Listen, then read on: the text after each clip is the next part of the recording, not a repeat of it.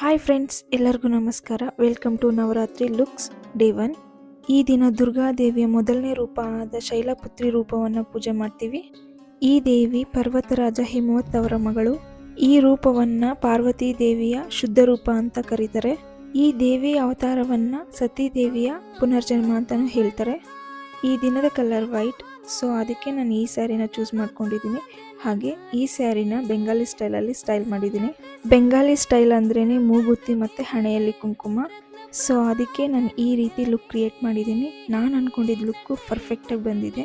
ನಿಮಗೆ ಹೇಗೆ ಅನಿಸಿದೆ ಅಂತೇಳಿ ಕಮೆಂಟ್ ಸೆಕ್ಷನಲ್ಲಿ ಕಮೆಂಟ್ ಮಾಡಿ.